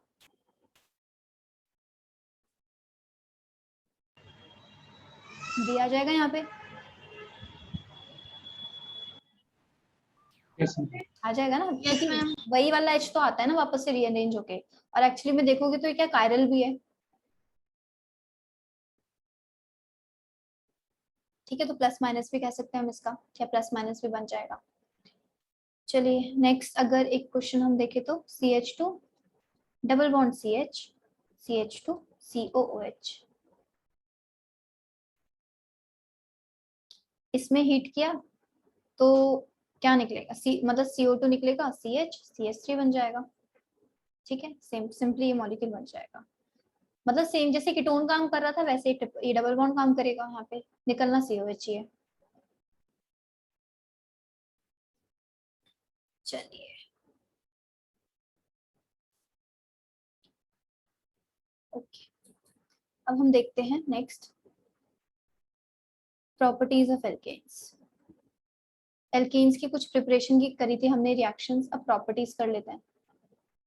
मतलब अभी फिजिकल प्रॉपर्टीज कर रहे हैं, केमिकल, फिजिकल और केमिकल प्रॉपर्टीज करेंगे बारी बारी से, ठीक है। तो फिजिकल तो बहुत इजी ही सी है। फिजिकल में क्या क्या आएगा, इनकी बॉइलिंग पॉइंट्स वगैरह, तो जैसे मतलब इनका सॉलिड स्टेट कैसा है, अब ये देखो, बाकी आगे भी हम बॉइलिंग पॉइंट, वंडरवॉल वगैरह जो है, मेल्टिंग पॉइंट वगैरह लास्ट में करेंगे इसका। तो अगर कार्बन 1 से लेके मैं बात करूँ कार्बन 5 तक के, तो ये कैसे होते हैं, एक तो कलरलेस होते हैं, ओडरलेस भी होता है, और गैस भी होता है, मतलब गैशियस स्टेट में रहते हैं, स्टेट ज्यादा इंपॉर्टेंट है। C6 से लेके C18 तक होंगे तो वो कैसे होते हैं, सब कुछ सेम है, बस क्या होता है, लिक्विड होता है, और कलरलेस ऑर्डरलेस अब भी होंगे। और अगर C18 से आगे की बात करें या C19 से आगे की बात करें तो कैसे हो जाते हैं, सॉलिड हो जाते हैं, और ये वैक्सी हो जाते हैं, वैक्सी सॉलिड। तो जो हमारी कैंडल्स होती हैं वो भी हमारी क्या हाइड्रोकार्बन्स की बनी होती है, और वो वैक्सी होती है, ठीक है। केमिकल प्रॉपर्टीज की बात करते हैं थोड़ा। वैसे तो क्या होते हैं, इनर्ट होते हैं बहुत ही। कौन सी रिएक्शंस पढ़ते हैं स्पेसिफिकली हम एल्केन्स में, पता है, फ्री रेडिकल ही देते हैं, क्योंकि इनके पास कोई फंक्शनल ग्रुप ही नहीं है, कोई क्या हेट्रोलिटिक वो ब्रेकिंग कराने के लिए बॉन्ड की, तो फ्री रेडिकल रिएक्शन ही दे पाते हैं, क्योंकि बिल्कुल भी डायपोल मूवमेंट कुछ है ही नहीं मॉलिक्यूल का, तो बहुत इनर्ट है। Do not react with acids,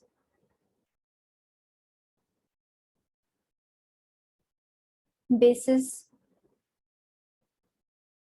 oxidising agents, reducing agents किसी के साथ रिएक्ट नहीं करते, इतने इनर्ट है। ऑक्सीडाइजिंग एजेंट, रिड्यूसिंग एजेंट्स, तो बस किसकी प्रेजेंस में रिएक्ट करेंगे, यूवी लाइट की प्रेजेंस में रिएक्ट कर जाएंगे। Alkanes react in presence of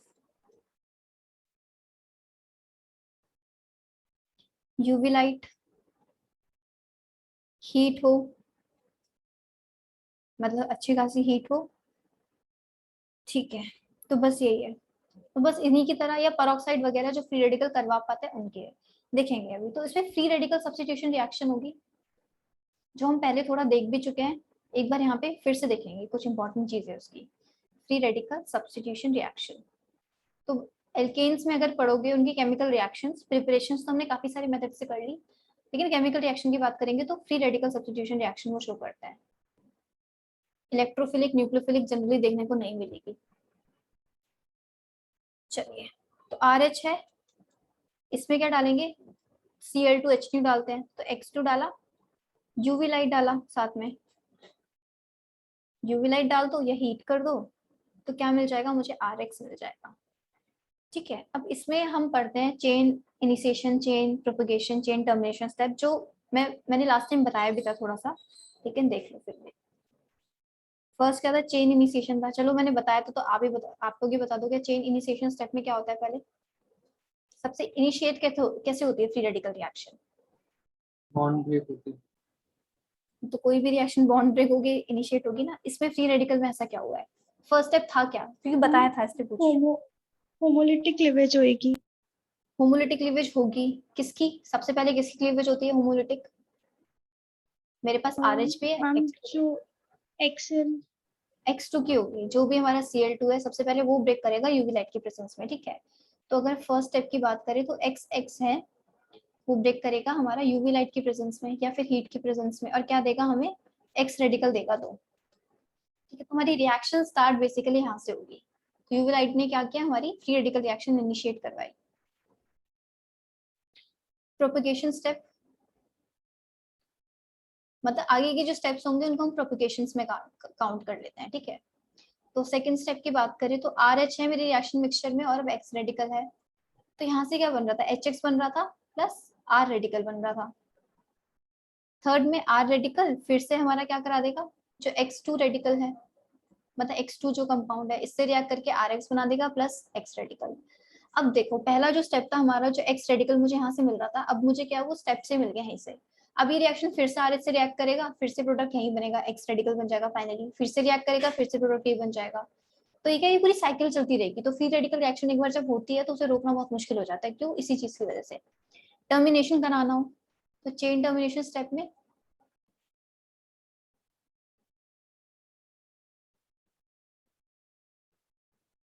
या तो एक्स रेडिकल करा दोगे फिर से, फोर्थ स्टेप एक्स रेडिकल, दो एक्स रेडिकल मिलके फिर से क्या बना ले, X2 बना ले, तो ये फर्दर रिएक्ट नहीं करेंगे। R radical plus R radical मिलके क्या बना ले, RR बना दे। अब ये वाले रेडिकल्स फर्दर रिएक्ट नहीं करेंगे। R radical plus X radical मिलके जो RX बनता है ये भी हमारा प्रोडक्ट ही है, और एक तरीके से हम चेन टर्मिनेशन में भी बोल सकते हैं, क्योंकि इनके रिएक्ट होने से एक कोई नया प्रोडक्ट नहीं बना, कोई नया रेडिकल नहीं बन रहा। ठीक है, अब जो इंपॉर्टेंट चीज आती है इनकी पोटेंशियल एनर्जी डायग्राम्स, इसलिए मैंने फिर से बताया ये पोटेंशियल एनर्जी डायग्राम्स।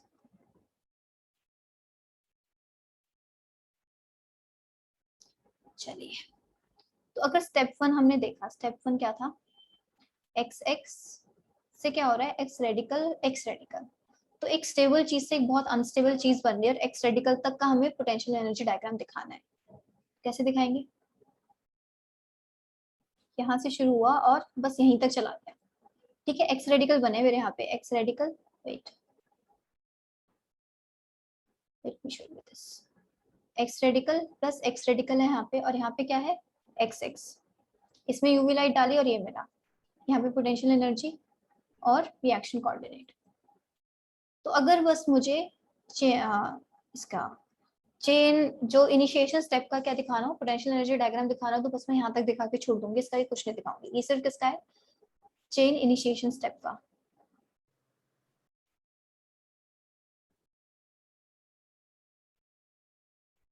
स्टेप 2 की बात करते हैं। स्टेप 2 क्या है, चेन प्रोपगेशन स्टेप। वो क्या रहा है उसके अंदर रहा है RX से X रेडिकल बन रहा है, और R radical plus X2, sorry RX से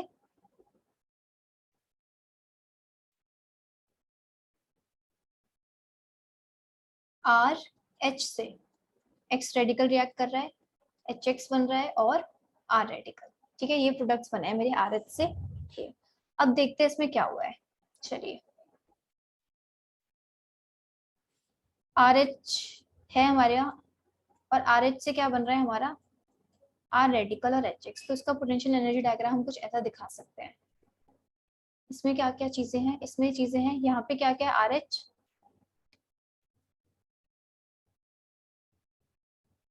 प्लस X रेडिकल, और यहाँ पे क्या है, R रेडिकल प्लस HX। ये इसकी EA, ठीक है, R रेडिकल प्लस HX। चलो ठीक है, तो अगर मुझे इसका दिखाना होगा तो यहाँ पे हम ऐसे दिखाएंगे। अब यहाँ पे एक अलग चीज क्या आती है, क्या ये रिएक्शन एंडोथर्मिक है या एक्सोथर्मिक है, किस पे डिपेंड करेगा, X पे। क्या X क्या लिया है हमने, तो R ये plus HX if X is equal to BR radical I radical, तो ये रिएक्शन एंडोथर्मिक होगी। और ये कब है, जब X क्या है हमारा, F रेडिकल है और Cl रेडिकल है। ठीक है, तो अगर मैंने HF या HCl लिया है तो रिएक्शन विल बी एक्सोथर्मिक, और अगर मैंने HBr या HI लिया है तो रिएक्शन विल बी एंडोथर्मिक। क्योंकि जो R रेडिकल, अभी देखेंगे आगे, चलो उसका रीजन आगे सही से समझाएंगे। देखो यहाँ पे देखो, आयोडीनेशन और ब्रोमिनेशन में एक जैसा हमें दिख रहा है, एंडोथर्मिक रिएक्शन। ऑफ एल्केन्स कैसी होती है? Endothermic.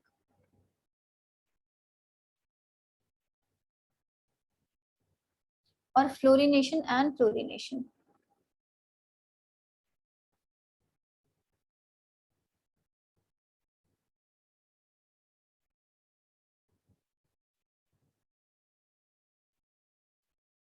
Is exothermic.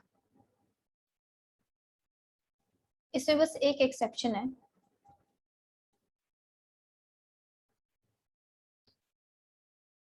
Fluorination of CH4 is exothermic, sorry endothermic. क्योंकि क्लोरिनेशन वैसे तो एक्सोथर्मिक है, लेकिन अगर हम मीथेन की करेंगे तो वो क्या हो जाएगी? एंडो। स्टेप 3 का पहले देख लेते हैं। स्टेप 3 क्या था? Chain termination. तो R रेडिकल प्लस XX, नहीं, step 3 was not chain termination, मतलब स्टेप 3 की बात कर रहे हैं, X रेडिकल। स्टेप 3 क्या था हमारा? यहाँ पे रहा, ये है स्टेप 3, ठीक है। R रेडिकल से XX बॉन्ड फिर से टूट रहा है, फिर से एक X रेडिकल जनरेट हो रहा है हमारा। तो इसकी जो पोटेंशियल एनर्जी डायग्राम है वो है ऐसा।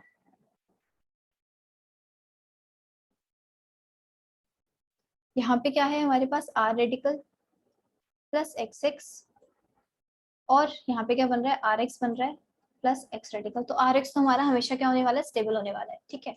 RX में ऐसा कोई वो नहीं है, RX हमारा हमेशा स्टेबल होगा हमारे R रेडिकल वगैरह और XX के कंपैरिजन में, ठीक है। EA यहाँ पे पोटेंशियल एनर्जी, और यहाँ पे क्या है? Reaction coordinate. तो RC से हम रिप्रेजेंटिंग इट। एक और लास्ट स्टेप का देख लेते हैं, स्टेप 4 का देख लेते हैं, जो कि चेन टर्मिनेशन में आएगा। X radical plus X radical X2।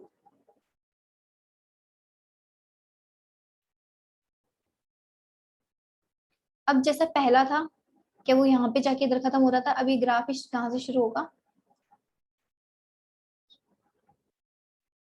चलिए, इससे ही शुरू होगा, यहाँ से। तो यहाँ पे रेडिकल्स हैं, तो रेडिकल्स जब भी बने हुए हैं, सिर्फ रेडिकल्स प्रोडक्ट में है या रिएक्टेंट्स में है, तो उन्हें हमेशा ऊपर शो करेंगे जहाँ पे हम ट्रांजिशन स्टेट शो करते हैं, ठीक है। और यहाँ पे क्या है? यहाँ पे x है, यहाँ पे रिएक्शन कोऑर्डिनेट, और यहाँ पे पोटेंशियल एनर्जी। तो हमने 4 ग्राफ्स देखे 4 स्टेप्स में। पहला स्टेप था चेन इनिशिएशन स्टेप, जिसमें हमारा बन क्या रहा था? रेडिकल्स बन रहे थे, ठीक है। तो रेडिकल्स बने XX से, रेडिकल्स बने तो काफी अनस्टेबल है, वो नीचे आएंगे ही नहीं। रेडिकल्स अनस्टेबल होंगे तो वो ऊपर जहाँ पे ट्रांजिशन स्टेट रहती है वहां पे रहेंगे। फिर सेकंड स्टेप में क्या हुआ? प्रोपेगेशन वाला स्टेप आया। प्रोपेगेशन का फर्स्ट स्टेप RH से X radical, HX plus R radical. तो HS बन रहा है प्रोडक्ट, तो ये डिपेंड कर रहा है कि HX कौन सा बन रहा है। अगर HBr और HI बनेगा, वो वैसे भी वीक होते हैं, HBr HBI वीक होते हैं, तो उस वजह से रिएक्शन क्या हो रही होगी? एंडोथर्मिक हो रही है।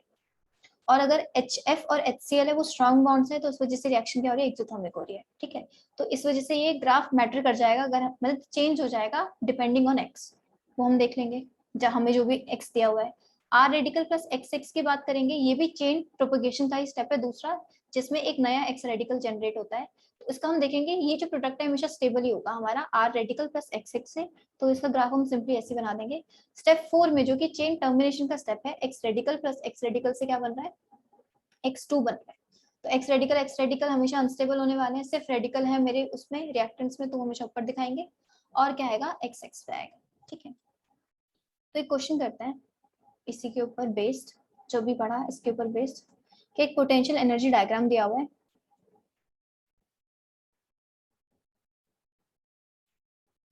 ठीक है। पोटेंशियल एनर्जी और रिएक्शन कोऑर्डिनेट,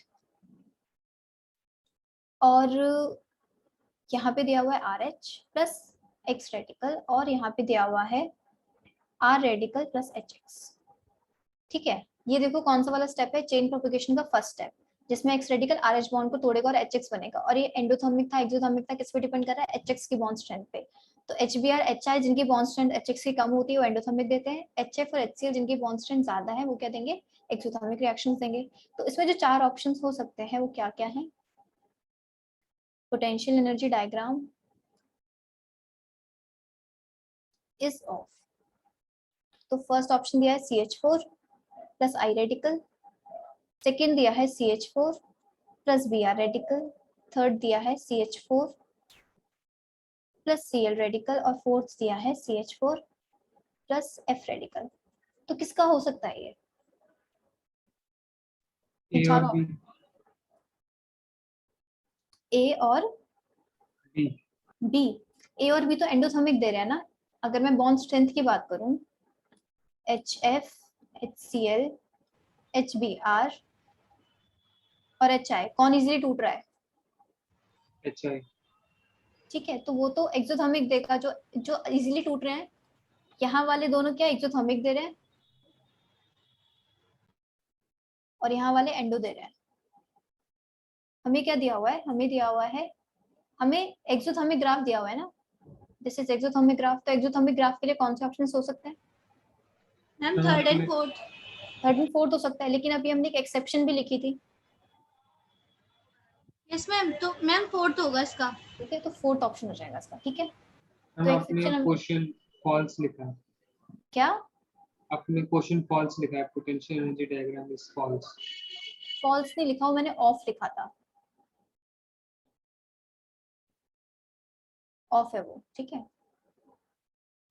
ओके, ऑफ। चलिए,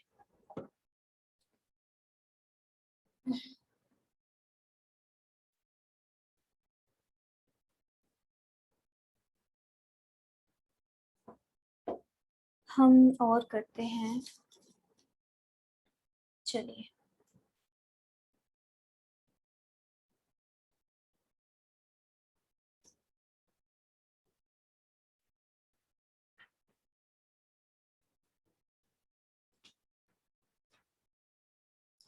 रिएक्टिविटी एंड सिलेक्टिविटी की बात करते हैं।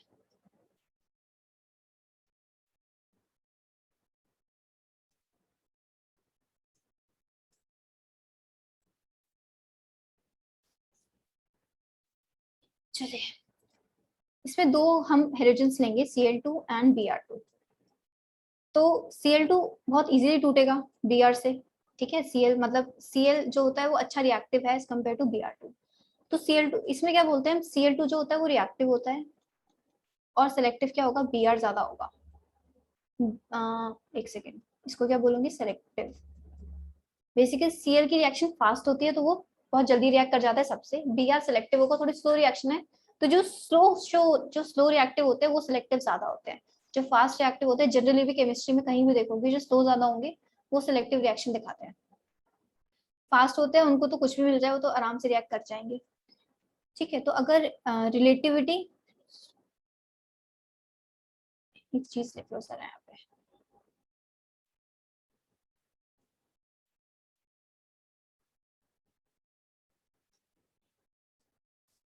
रिलेटिव रिएक्टिविटी,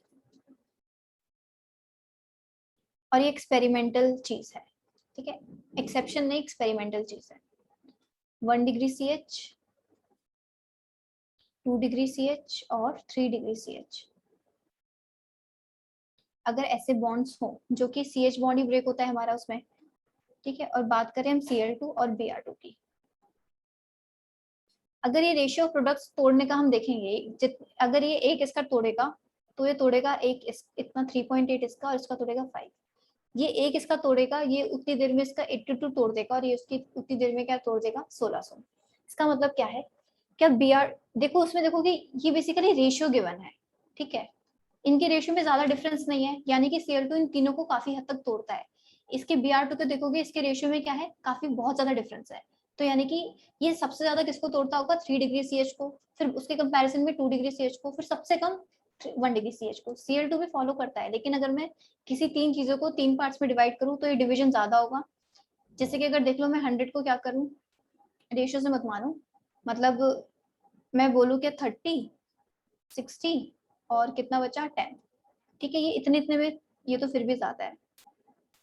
मान लो 20, 30 और 50, ये कुछ ऐसा, अगर Cl2 ऐसा दिख रहा है हमें, तो Br2 का कैसा होगा, 5, 45, नहीं 5, 25 और 7, T70, मतलब ऐसा कुछ डिफरेंस होगा। मतलब अगर मैं 3 उसमें डिवाइड करना चाहूँ तो कुछ ऐसा दिखेगा।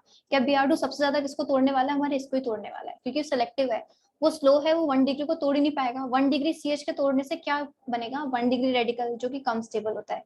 3 डिग्री CH को तोड़ने से बनेगा 3 डिग्री रेडिकल, जो कि ज्यादा स्टेबल होता है। तो इस वजह से क्या है, Br रेडिकल वो ज्यादा सेलेक्टिव है, वो ज्यादा अच्छा प्रोडक्ट देगा इन 3 डिग्री CH, और Cl2 रेडिकल अच्छा प्रोडक्ट देगा इन 1 डिग्री CH। चलिए, तो इसमें बस हमें ये वाली चीज याद रखनी है।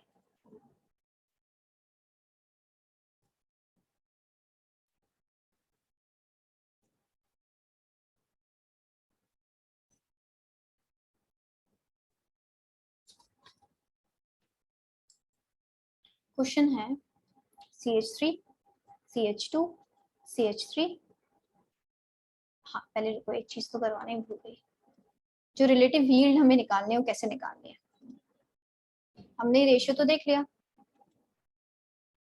तो रिलेटिव रिएक्टिविटी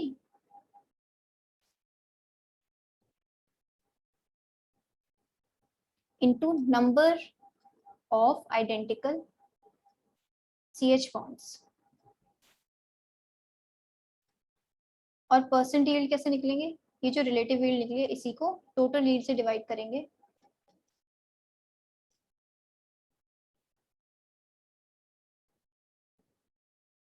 इंटू 100। अब ये सब देख के डरना नहीं है, कुछ नहीं है इसमें। क्वेश्चन देखो क्या है, CH3 CH2 CH3, और क्या डाला है इसमें? Cl2 H डाला है। ठीक है, तो CH3 CH2 CH2Cl मिल रहा है, और प्लस क्या मिल रहा है? ये दो प्रोडक्ट्स मिल सकते हैं यहाँ से। ठीक है, एक 1 डिग्री CH से मिल रहा है, एक 2 डिग्री CH से मिल रहा है। चलो, तो अब रिलेटिव यील्ड ऑफ, अगर 1 की बात करूं और 2 की बात करूं, रिलेटिव यील्ड ऑफ 1 निकालना है मुझे, कैसे निकालूंगी? चलिए, इसका वो कितना है? Relative reactivity into number of identical CH bonds. Relative reactivity कितनी है 1 डिग्री के लिए? 1। ठीक है, हम Cl2 करा रहे हैं और हमें 1 डिग्री का, क्योंकि फर्स्ट प्रोडक्ट में क्या है, 1 डिग्री Cl बना है, 1 डिग्री CH टूट के, तो उसकी रिलेटिव रिएक्टिविटी है 1। तो फॉर्मूले के अकॉर्डिंग मैं देखूंगी, फॉर्मूला क्या है? रिलेटिव रिएक्टिविटी और into number of identical CH bonds. Number of identical CH bonds यानी कि इसमें से बताने हैं कि 1 डिग्री CH कितने होंगे जिसमें से बन सकता है। तो 1 डिग्री CH एक यहाँ पे और एक 1 डिग्री CH यहाँ पे है, तो कितने होगा टोटल? 6। तो उसकी relative reactivity I write it as 6। Relative yield of 2 निकालना होगा तो क्या बोलूंगी? अभी 2 डिग्री है, 2 डिग्री के लिए क्या वैल्यू है? Cl के लिए 3.8, तो यहाँ से 3.8 वैल्यू उठाई, इनटू कितने 2 डिग्री हाइड्रोजन से 2, तो इसकी वैल्यू हो जाएगी यहाँ से 7.6। टोटल यील्ड क्या हो जाएगी? इन दोनों का ऐड कर देंगे तो आएगा 12.6। अब परसेंट यील्ड निकालनी है मुझे, तो अब दिख रही है सारी चीजें। परसेंट यील्ड ऑफ 1, ये 6 है, ये क्या है? 12.6 इंटू 100, और परसेंट यील्ड ऑफ 2, ये कितने? 7.6 बाई 12.6 इंटू 100। ठीक है, तो इन क्वेश्चंस की हम चीजें ऐसे निकाल सकते हैं, और कुछ नहीं है, इजी है। अब देखोगे इसके अकॉर्डिंग परसेंट यील्ड किसकी ज्यादा आएगी? 2 की ज्यादा आएगी। ठीक है, एज कम्पेयर टू 1। बनना भी वही चाहिए, क्योंकि वो किससे? वो ज्यादा स्टेबल रेडिकल से बनेगा, 2 डिग्री रेडिकल से बनेगा। रेडिकल की स्टेबिलिटी हम देख चुके हैं पहले। तो एक क्वेश्चन ट्राई करना चाहोगे खुद से? CH3 CH2 CH3, अब Cl2 की जगह क्या है? Br2 है, Br2 H और प्रोडक्ट मुझे वही सेम मिल रहा है, तो दोनों की रिलेटिव रिएक्टिविटी निकालो और दोनों की यील्ड निकालो।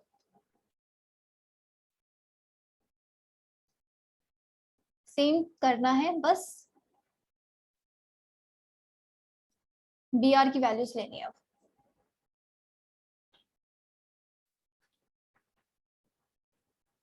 जल्दी से करो, we can complete this chapter today.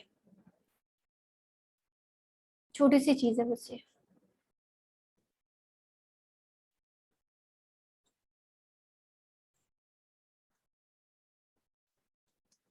Br के लिए क्या वैल्यू है 1 डिग्री की? 1, और हाइड्रोजन कितने हैं? 6। इसकी वैल्यू कितनी है? 82 है आई गेस, यस 82। और हाइड्रोजन कितने हैं 2 डिग्री वाले? 2। ठीक है, तो 82। ठीक है, तो 164।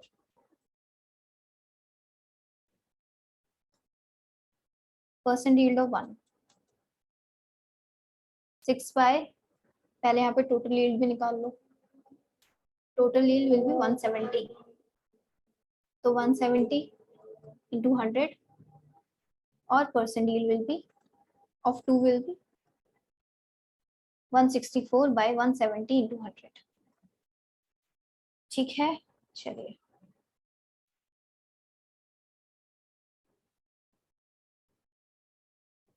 आ रहा है सबका, इसमें किसी को डाउट? No ma'am. किसी कोई बहुत ज्यादा कैलकुलेशन नहीं है? चलिए एक हम देखते हैं फिजिकल प्रॉपर्टीज जो हमने अभी स्किप करी थी थोड़ी बहुत। मेल्टिंग पॉइंट, बॉइलिंग पॉइंट का ऑर्डर देख लेते हैं जल्दी से, ये चैप्टर हमारा हो जाएगा पूरा।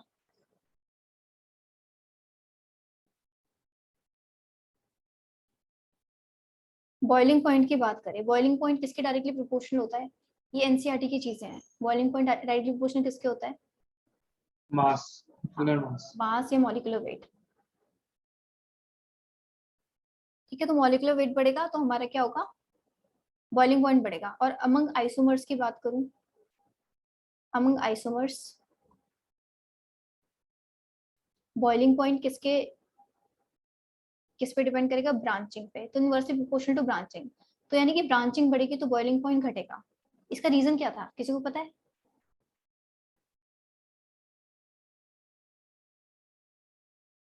ब्रांच होने से ऐसा क्या होता है? रिपल्शन बढ़ जाती है। क्या? रिपल्शन बढ़ जाती है। रिपल्शन नहीं बढ़ती। मैम वो स्फेरिकल शेप ले लेते हैं मॉलिक्यूल, उससे क्या होगा? मैम सरफेस एरिया उससे बढ़ेगा या कम होगा सरफेस एरिया?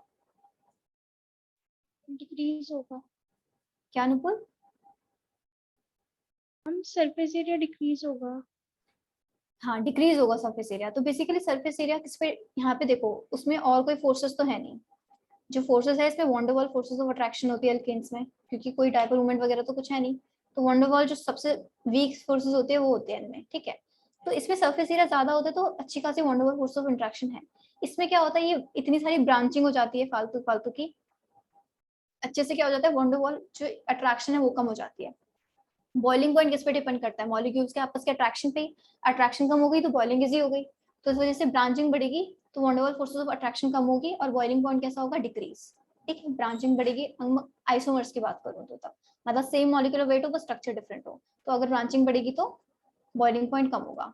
मेल्टिंग पॉइंट भी किस पे डिपेंड करता है? मॉलिक्यूलर वेट पे ही डिपेंड करता है। लेकिन इसमें एक और चीज हम देखेंगे, और ये भी हम कह सकते हैं कि मेल्टिंग पॉइंट ब्रांचिंग के इनवर्सली प्रोपोर्शनल भी है। चलो, लेकिन but if branching is in such a manner that it forms cylindrical shape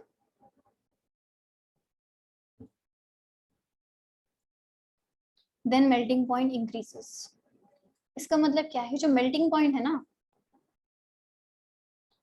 वो ब्रांचिंग से ज्यादा एक्चुअली वो तुम्हें देखना है क्या? सिमेट्री टाइप देखनी है। जहां पे भी सिमेट्री दिख जाए वहां पे क्या है? मेल्टिंग पॉइंट ज्यादा अच्छा होगा। क्यों? मेल्टिंग पॉइंट क्या, सॉलिड की बात कर रहे हैं। सॉलिड अब तुमने फर्स्ट चैप्टर में पढ़ा होगा क्या, क्रिस्टल लैटिस में रहता है। तो क्रिस्टल लैटिस में जितनी ज्यादा अच्छा सिमेट्रिकल मॉलिक्यूल होगा उतना अच्छा फिट होगा वो क्रिस्टल लैटिस में, और उसका मेल्टिंग पॉइंट उतना ज्यादा अच्छा होगा। ठीक है, I don't have any space now, wait. चलिए कुछ बस एग्जांपल्स हैं। ओके,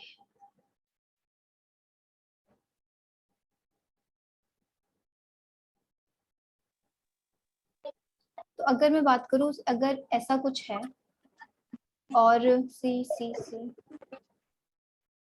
1 2 3 4 5 6 1 2 3 4 5 6 7, तो बॉइलिंग पॉइंट तो किसका ज्यादा होगा? इसका ही ज्यादा होगा क्योंकि मॉलिक्यूलर वेट ज्यादा है। ठीक है, तो ये ब्रांचिंग वाले क्वेश्चंस भी आप कर लोगे।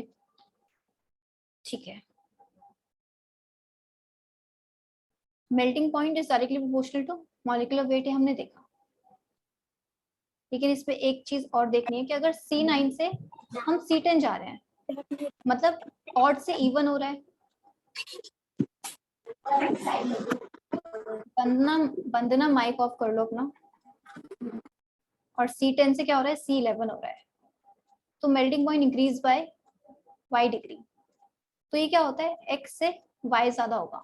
मतलब क्या हो रहा है, क्या अगर मैं कंपेयर करूं इवन का बॉइलिंग पॉइंट और अगर मैं बात करूं ऑड का बॉइलिंग पॉइंट, तो थोड़ा उसमें इवन का थोड़ा ज्यादा हो जाता है। तो अगर 9 से 10 बन रहा है तो मेल्टिंग पॉइंट अगर x डिग्री से इंक्रीज हो रहा है, और अगर 10 से 11 बन रहा है तो ऑड बन रहा है, y डिग्री से इंक्रीज हो रहा है, तो जो इंक्रीज हुआ होगा ना वो इवन बनने में ज्यादा होगा एज कम्पेयर टू y बनने में।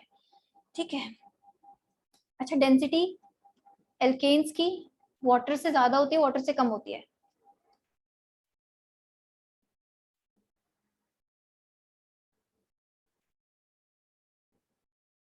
अच्छा, पेट्रोलियम क्या है, जैसे ऑयल की बात करते हैं, वो हमारा हाइड्रोकार्बन्स में आता है, नहीं आता? Yes ma'am. ठीक है, तो उसकी डेंसिटी वाटर से ज्यादा होती है, कम होती है? मैम ज्यादा होती है। अच्छा, ज्यादा होती है। अच्छा, ये देखा कभी ओशियंस में क्या होता है, क्या नीचे ओशन के नीचे से ऑयल निकलता है, मतलब ऑयल होता है क्या, अंडरग्राउंड से निकलता है, और जब वो ओशन से निकलता है तो ऊपर आ जाता है, और काफी बार ओशन फायर लग जाती है, ओशन के ऊपर आग जल रही होती है। ऐसा कुछ सुना होगा, देखा तो नहीं होगा, मतलब मैम ऐसा कम फील होती है, क्या? मैम कम होगी। हाँ, डेंसिटी कम होती है, वो ऊपर आग क्यों लग रही होती है, क्योंकि ऑयल जब नीचे से लीक होता है ग्राउंड के नीचे से और वो ओशन में से बाहर आता है, तो ऊपर ओशन के सरफेस पे आ जाता है, और वहां पे आग बहुत इजीली पकड़ लेता है। ठीक है, अगर डेंसिटी कम होती तो नीचे ही रहता है, तो आग ही नहीं लगती। इसकी डेंसिटी क्या, इसकी जो डेंसिटी की रेंज होती है वो क्या लाया करती है, 0.1 से 0.9, ठीक है, ग्राम पर ml। तो वाटर की कितनी डेंसिटी होती है? 1। 1। तो ठीक है, तो वाटर से कम ही रहती है, तो alkanes are less dense than water. तो यहाँ पे ये चैप्टर खत्म हो गया। नेक्स्ट हमने पूरी रिडक्शन कर ली, एल्केन कर लिया, और ग्रिग्नार्ड रिएजेंट से ऑर्गेनोमेटालिक कंपाउंड्स की कुछ रिएक्शंस देख ली। नेक्स्ट हम ऑक्सीडेशन पे आएंगे, एल्कीन और एल्काइंस पढ़ेंगे। ठीक है, नेक्स्ट क्लास से। किसी को इस चैप्टर में डाउट हो तो नेक्स्ट क्लास में पूछ लेना पहले, फिर हम नेक्स्ट शुरू करेंगे अपना। चलिए, थैंक यू गाइस।